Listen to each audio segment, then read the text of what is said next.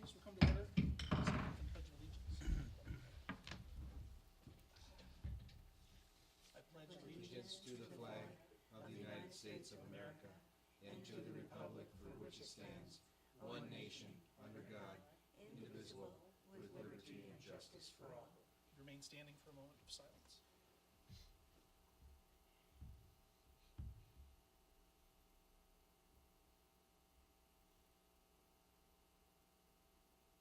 Thank you.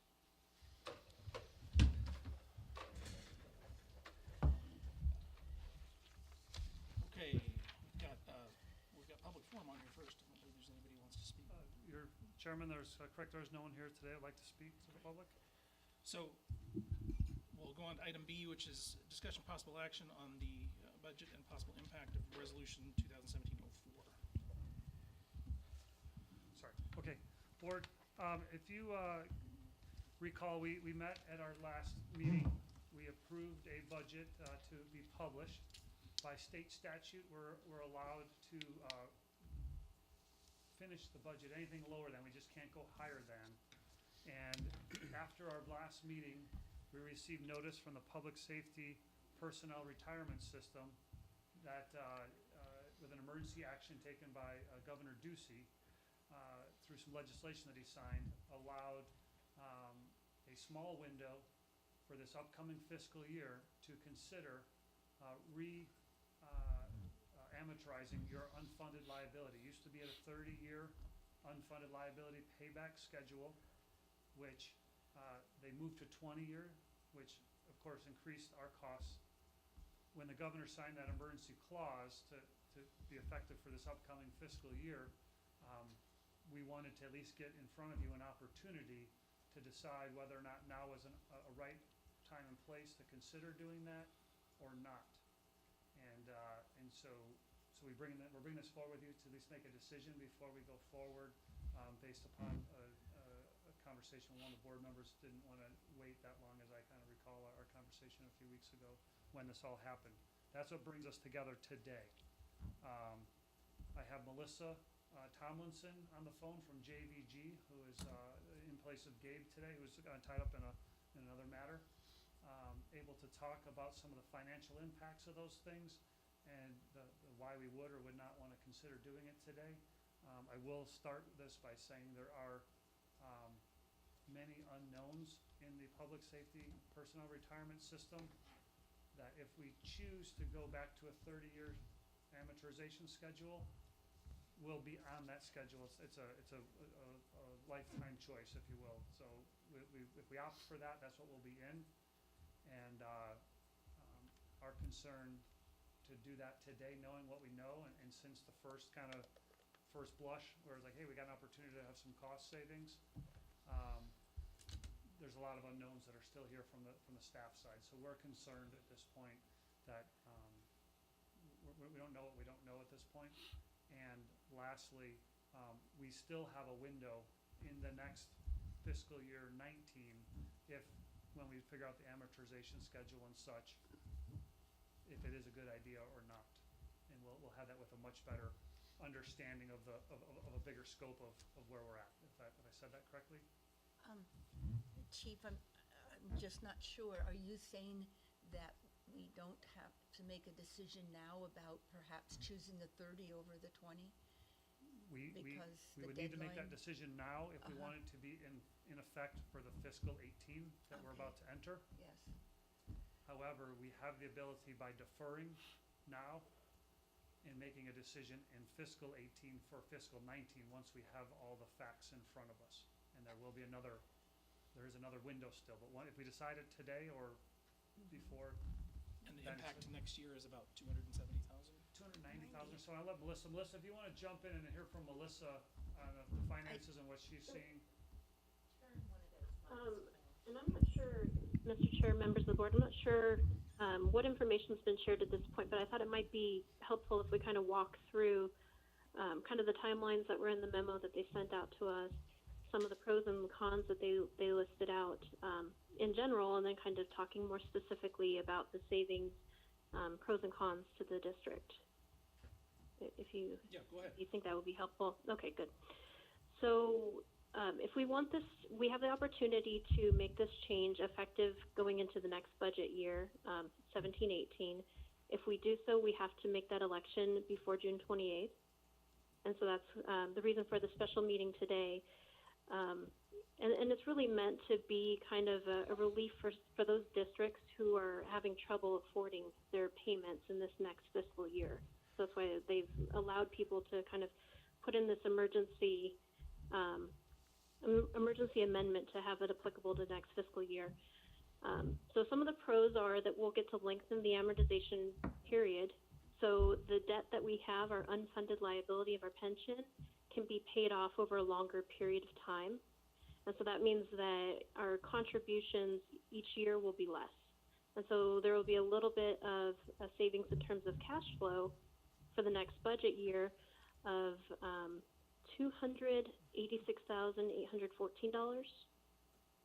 because it will change our rate from 34.85 to 30.37. And then each of those rates also has a 4% defined contribution benefit added to that. But some of the cons that they've listed is that lengthening the amortization period, not only does it lengthen the time that you pay off, but it also lengthens the time that you're paying interest. And so the long-term costs could be more expensive. And this is the information that wasn't available. And this memo that came out is kind of what our long-term impacts are going to be. And so they're promising that when the actuarial reports come out later this year, the June 30, 2017 actuarial reports, we'll have some more of that information so that we can kind of make a decision to say, in the long term, is this worth it for us to, sacrifice, that might not be the right word, but, trade off spending a little bit more over the long term to have the liquidity now. So those are some of the decisions that we'll have more information about later. If we choose not to opt in for next budget year, as Chief was saying, we do have the option, once we have more information later this year, to make that change for the FY19 budget period moving forward. And Melissa, this is Corey Cooperman. Is that in writing that we will have that option next year? How do you know that that PSPRS has given us that option for next year? We were sent a letter from the Board of Trustees from PSPRS, kind of describing the bill that allows us to go from 20 to 30. And in the memo, they are sort of advising that boards do, weigh the options when they have more available information later this year. But if you, of course, need the relief now and you can't afford to wait, then they're saying go ahead and take advantage of this for next budget year. But they're encouraging people to wait for more information. And I know the other districts that I'm working with have also kind of taken that position, where this sounds like a great thing and it's something that we want to look into to see if it's something that can help our district. But a lot of the other districts that I've been working with are waiting for more of that information to come out. Thank you. And so it's in the memo, the last paragraph of their memo. It says, if an employer is in need of this relief and can afford to wait, it's recommended they do in order to take a more measured approach to this decision. For the June 30th, 2017 valuations to be released in the fall, we will be able to provide more data to help employers make a more informed decision while they discuss and digest the information over a longer period of time. So to Ms. Cooperman's, I'm not sure, unless Melissa, Now you're I'm speaking to a different, Yeah. Different point where it clearly says you will have this window, but Okay. that is what we've gotten from PSPRS. Very good. It's encouraging Yeah. to have it spelled out. So, the interest, as Melissa said, that they have to know by June 28th. There's two deadlines. One was in May the other day, and the other one's June 28th. But they have to know a week in advance that's their board meeting, and they need to have any recommendations, this resolution that's required to be signed by the board if you would like to go forward at least a week in advance, and our board meeting being on the 21st of June would not meet that mark, and that's why we're having this discussion today, as well as an opportunity that if we were going to consider reducing this budget by the $286,000 mentioned, how that would impact our budget and be able to move forward there. So certainly the mill rate would be lowered by about 5.5, 6 cents or something like that as it relates to that. That's what it equates to. That's correct. It would go to 24921. So $2.49 or 2.4921. Chief Kazian, in the staff report, your recommendation was that we should go ahead and approve this change. Initially, our discussion was to approve this change, and since we've been doing more, this is very, very fluid, which I guess is sometimes an indicator. If something's kind of going too fast, we might want to tap the brakes. So Gabe and my initial discussion was, hey, this might be a really good opportunity, and here's the window we're going to have. We should do it. And then subsequently, we found out that, hey, there's more information that we don't know, and hey, there could be some long-term impacts with this actuarial that could end up becoming less likely. And further discussion with my peers and other folks that are in similar arrangements, what they're doing, where they're at. We've had lots of dialogue that's occurred since. And at this time, as much as I would like to see that reduction in our overall budget, the reduction in the mill rate, and all the opportunities that would create, at the end of the day, when we know all the facts, this after actuarial's done and the June 30th actuarial's done, we may have a much cleaner picture to look at and a better suggestion to make than where we were a few weeks ago to where we are today to where we'll be in a few months, and that doesn't come out till January typically, December. I think it's December we normally get that. December, Yeah, around December 10th, actually, I remember correctly. And somewhere. in that report, there would be the interest rates, because I gather that's the issue, is potentially paying more in interest if we elongate the repayment plan. Will that be factored in so that we can weigh that out? Well, Ms. Cooperman, I would say that if all things were equal and all we were dealing with was an amortization schedule of 20 to 30 years, and knowing that there's going to be some additional interest that would occur in those extra years, we could probably be in a different position to talk about the pro and the con of that. I would say from my standpoint, we are concerned as it relates to the Hall-Parker decision. We still do not have any definitive information as to how we're going to pay back that money that was over-collected. The thoughts at this point are that we're going to pay that back by not making PSPRS contributions for the period of time in which it takes to make up that total payment to our employees. That's my understanding as well. And what I'm hoping to see in the June valuation is a little bit more information about how the assumptions change, and whether or not it's just the interest rate or how the assumptions change from the 20-year to 30-year amortization choice, and how the long-term costs kind of play out. Because if we are going to a certain 30-year, we're deferring some of the costs to later. We just want to know, is it going to be significantly more expensive for the district to take that approach? And if it is, maybe it would be better for us to stay on the path we're on because we can afford the payments. So those are that's kind of the unknown information right now. Well, yeah, my issue is that we're kicking the can down the road. We're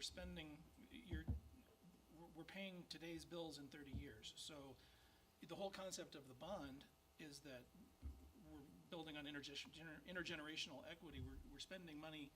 We're spending the future's money on something the future will get. By moving this to 30 years, we're spending the future's money on something we have to pay for now. That doesn't make sense to me.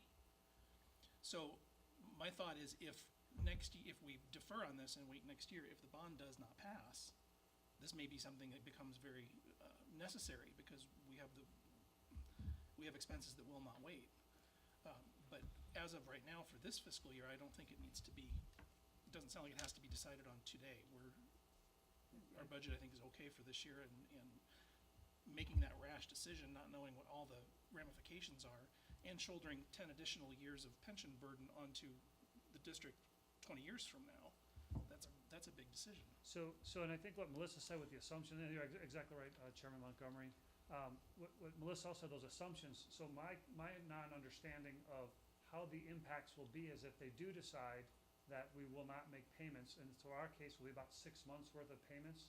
I would guess if we chose a 30-year, it would take about 8 months worth of payments estimated to catch up. If everyone's I've talked to, it's about 6 months. It seems to be some correlation.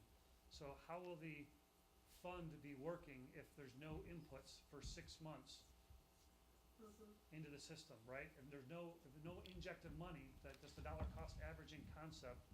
And then if we are putting in even a smaller amount on top of that beyond those assumptions that Melissa's talking about, those are things that I have zero ability to calculate and understand the down the road impact. Relative to your comments about not having to make a decision today, having this ability, if the bond was to be unsuccessful, assuming that a bond is decided by the board, that this may be one of those ways we can at least provide some bandwidth in the budget to be able to afford some of those things that we need to do, and would provide some stress relief to the financial parts of that. So those are all things we don't know, and that's why with a balanced budget today that we presented before, we're here. Well, it was a large increase. We figured a way by prioritizing a bunch of stuff in our budget to get us to where we are, and actually to see a fairly smaller increase, all things being considered. We did a lot of heavy lifting, a lot of hard work. I would think that staying the course at this point might be a perfectly acceptable opportunity. The worst case that happens, if we end up funding that $286,000 this year, and we decide to go to, it just paid down our unfunded liability. Yeah, it's not. It didn't go anywhere that It's- we lost it. It went to. And we're us. already below where we need to be on our unfunded liability, Correct. so. And Jeff had a question or a thought.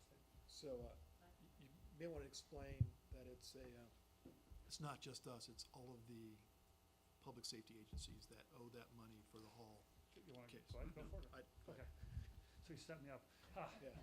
So, and so this is not a Sedona Fire District issue. You saw in your board packet all the other agencies and the impacts. If you spent any time looking at any of the other numbers, they're fairly interesting, looking at,